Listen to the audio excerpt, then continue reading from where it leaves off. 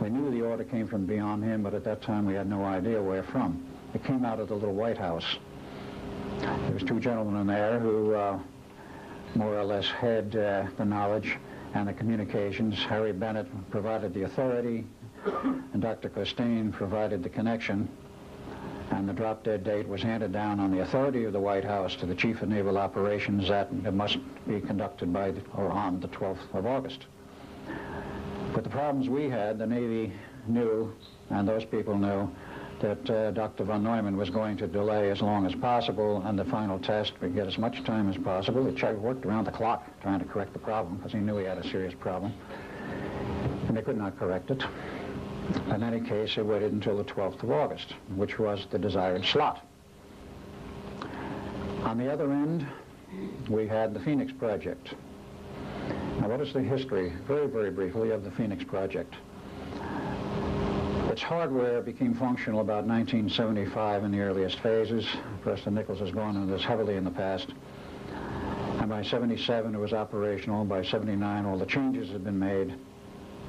And it was signed off as a functioning entity, a fully operational project in 1980, and it was functioning from that point until it crashed on the night of 12 August 1983, sabotaged. That, however, is not germane to this part of the story. On the 1st of August of 1983, something very unusual happened. Prior to that time, the operation of the station, the Montauk operation, Project Phoenix, had been on an intermittent basis, several hours a day, maybe 8 hours a day, once every 2 or 3 days, whatever they had going in the way of a project where they wanted to utilize the equipment, they used it, but it was never used on a continuous basis, day after day.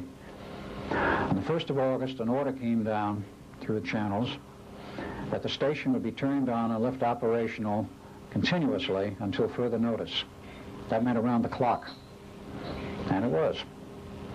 Now, what did this mean? I'm going to first show you a few slides, and then going to get into a little bit of, shall we say, whiteboard operation to show some of the aspects that are involved in terms of the time.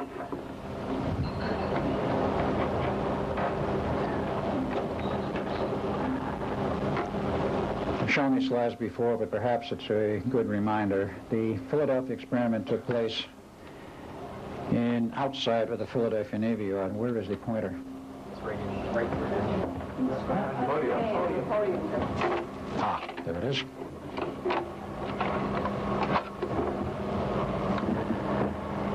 Right opposite a little town, if we can get a little better focus, entitled called Red Bank, is where the Philadelphia Navy Yard is, still, though it may not be after this year is over.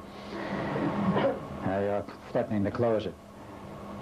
The Eldridge was docked here. When they ran the test, they went down the river here a distance, quite a distance, to where the bay was at least 2 miles wide. It was about a mile on this point. They went further down the line here.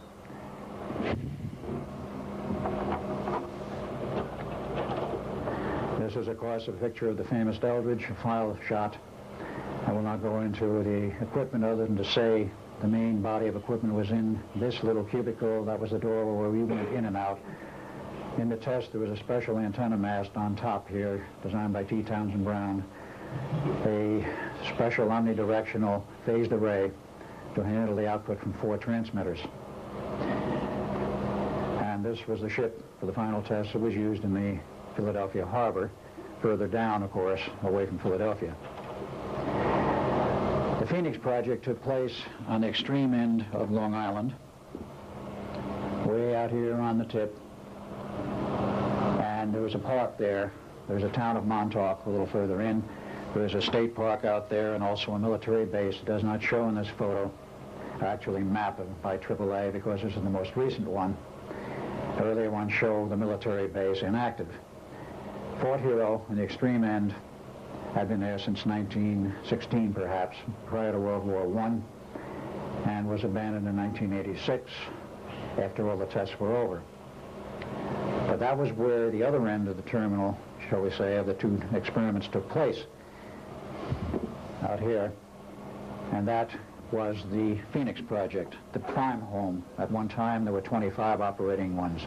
And that that was the one that caused the lockup, the one that was primarily concerned.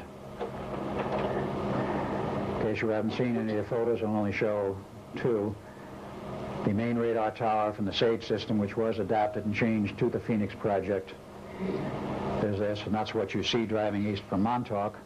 It's a huge building and a tower with the antenna on top, which is 60 feet high and 120 feet across and weighs approximately 125 tons. And close up, if you get on the base, which is open, and you can wander out there if you want to. Don't do it during the day. This is the tower, 8 feet, approximately 8 stories high, and with the antenna, the total height is about 150 feet, we estimate.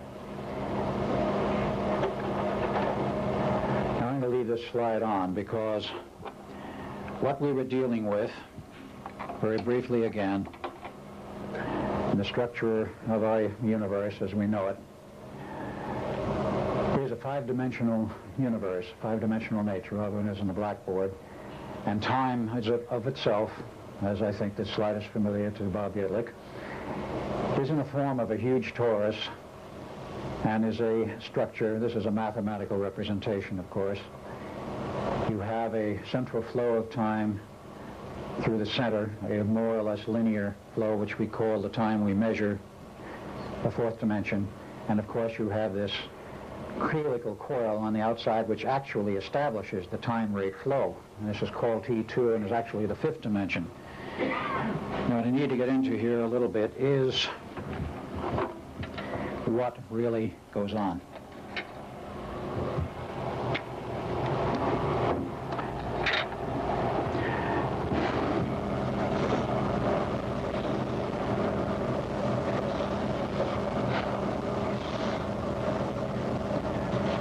This is somewhat poorly done, but I'm not a great artist. We'll call this 1, 2, 3, 3 dimensions of physical reality as we know them. And according to theory, Einstein et al., time at the right angle, we'll call a 4th dimension, is at a right angle theoretically. These 3 physical dimensions flow and exist in time. If there was no time, our reality, our physical reality would not exist. So supposedly these are at right angles. They flow according to a rate which you can describe in the torus of time. But there's another important aspect, and this is the very important one. We actually have a 5th dimension, we'll call it T2, which is the 5th. And it is, if you look at it on end from the torus, take a cross-section, this is a neat little thing which is really another vector on the end of the 4th dimension, which is the 5th. And this thing is describing, in essence, a circle. And as it corkscrews ahead, we call it forward time by mere reference. We don't know whether we're going forward or we're going backwards. It depends upon which universe you're looking at. But it creates the 4th dimensional vector in the center, which is a more or less even flow, theoretically very even. We'll not go into other problems which could change that rate in terms of the universe. This was what we were playing with in the project, and actually this is what they were playing with in both projects. It is time in its essence. Now the Eldridge had a field created around it, the purpose of which was, again using the pointer and looking at this, the purpose of which, when the confined field of the Eldridge, was to change the helical rate.